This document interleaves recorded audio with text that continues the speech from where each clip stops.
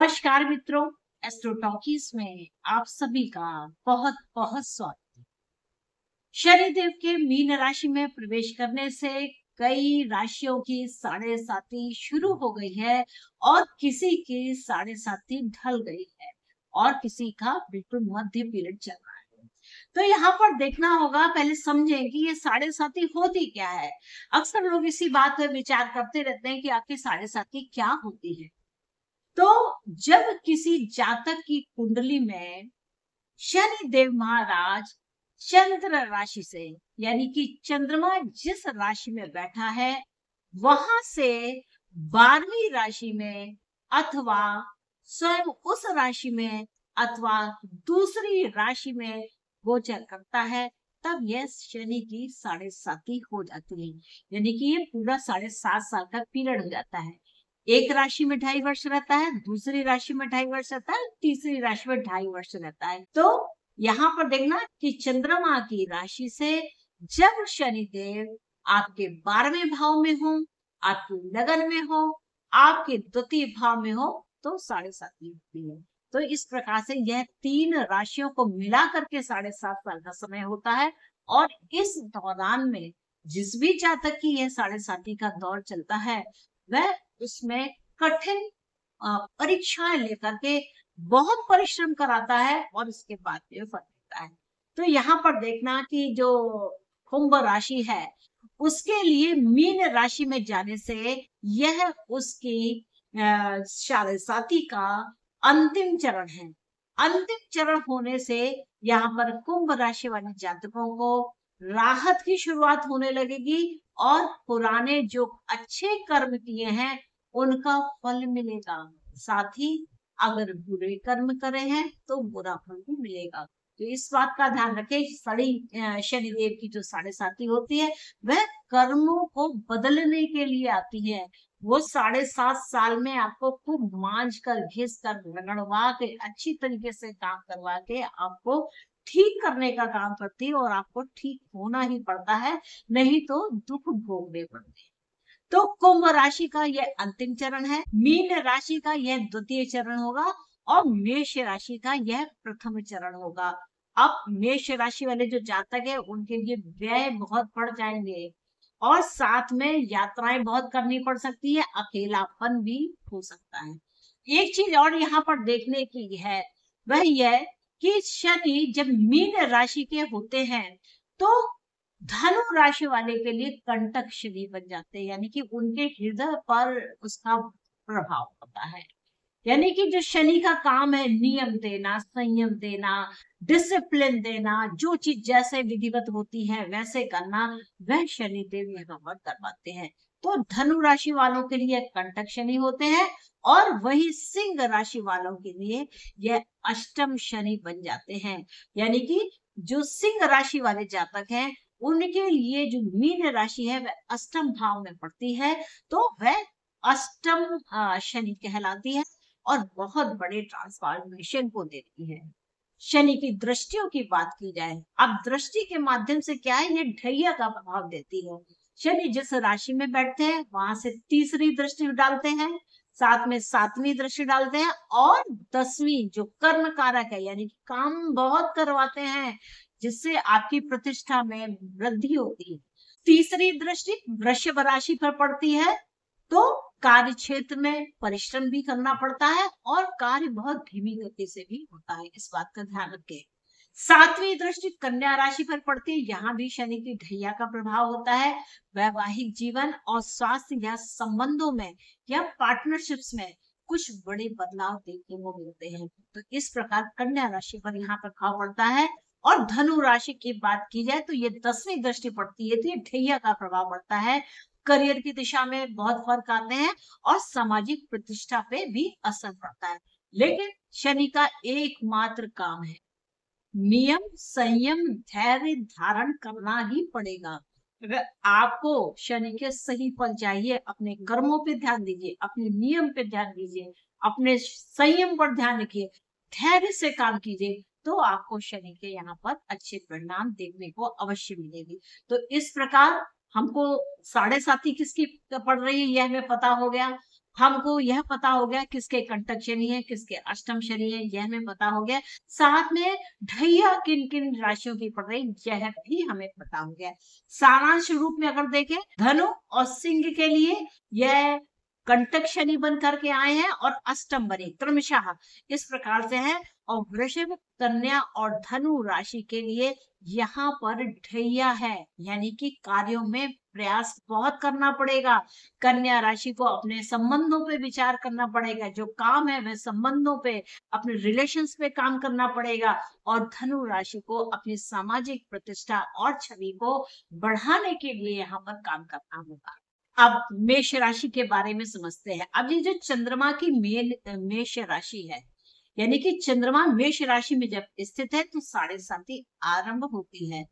ऐसे में क्या होगा, मानसिक उलझन होगी, अचानक से खर्चे बढ़ जाएंगे, नींद में कमी होगी, विदेश यात्रा, या आपको अपने जीवन साथी के से अलग रहना पड़े, ऐसा रहना हो सकता है। वृषभ राशि की अगर बात की जाए तो देखिए, वृषभ राशि जो है वह शनि की तीसरी दृष्टि के अंतर्गत आता है। तो यहाँ ढैया का काम चल रहा है, तो यहाँ पर क्या है, प्रयास अधिक करने पड़ेंगे तभी आपको फल मिलेंगे, बहुत अधिक प्रयास करने पड़ेंगे तब जाके कहीं आपको फल मिलेंगे। मेहनत करेंगे, लाभ भी मिलेगा, मित्रों से थोड़ी सी दूरी भी संभव है। यहाँ पर आप उपाय क्या कर सकते हैं कि शनिश्चर स्रोत का पाठ करें, शनिवार को छाया दान करें और बूढ़े लोगों की सेवा करें। अब छाया दान क्या है, तो एक कटोरी में सरसों का तेल लिए और उस तेल में अपने चेहरे को देख करके, जैसे शीशे में अपना मुंह देखा जाता है, ऐसे देख करके उस तेल का दान करते हैं, तो यह छाया दान कहलाता है। अब बात आती है मिथुन राशि की। तो मिथुन राशि वाले जो जातक हैं उनके लिए शनि का जो यह गोचर है वह कोई विशेष दोष नहीं लेकर के आ रहा है। राहत का समय है, निवेश और शिक्षा में सफलता मिलेगी।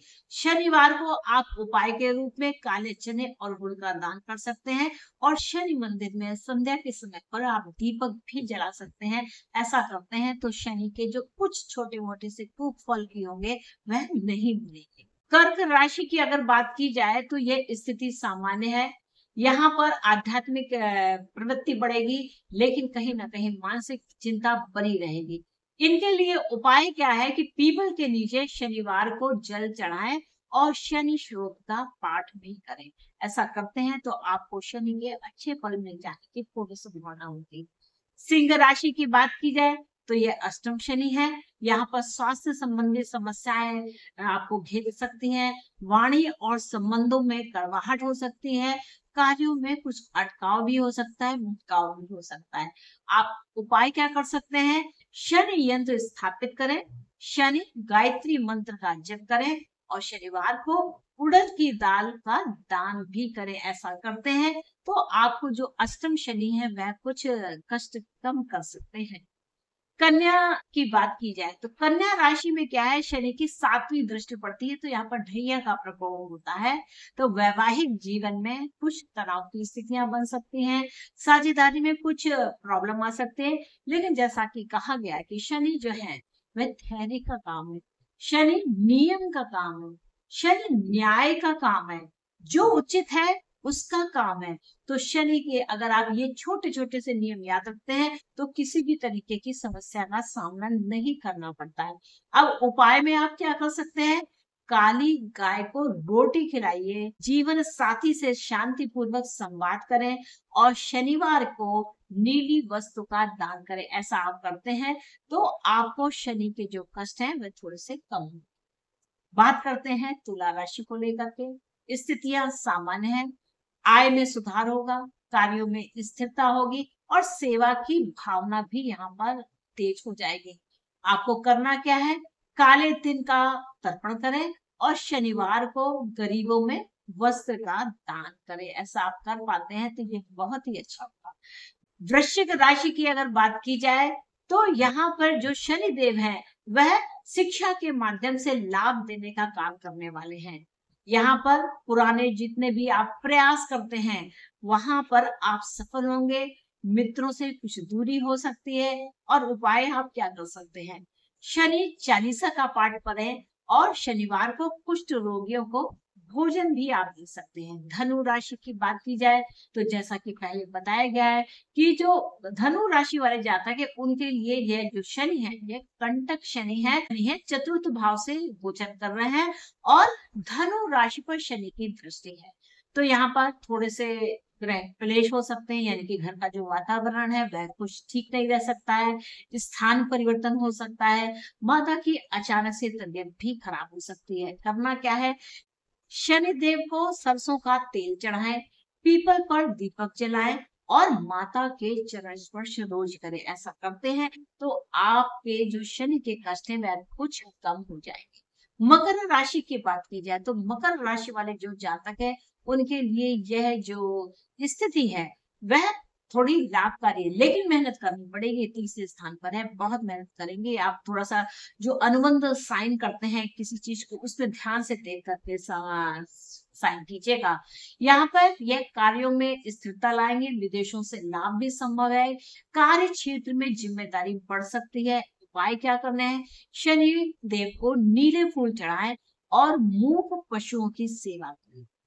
कुंभ राशि की अगर बात की जाए तो 7.5 का अंतिम चरण है। पहले के कष्टों से राहत मिलेगी, कर्मों का फल भी मिलेगा और शनि के महामृत्युंजय जप को करें।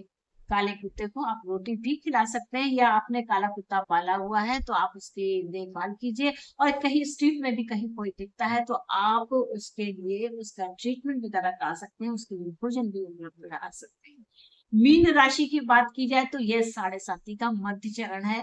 यहाँ पर काफी आत्म संघर्ष होगा, गहरी सोच आएगी, निर्णयों में सावधानी बरतने की आवश्यकता है। अब उपाय क्या करने हैं, शनिवार को शनि मंदिर में सरसों का तेल चढ़ाइए, शनि श्रोत या दशरथ कृत शनि श्रोत पढ़ें, ब्राह्मण को छाता काली वस्तु का दान दें। यहाँ पर विशेष बात क्या देने वाली है कि जो 7.5 है वह 3 राशियों की है, कुंभ, मीन और मेष।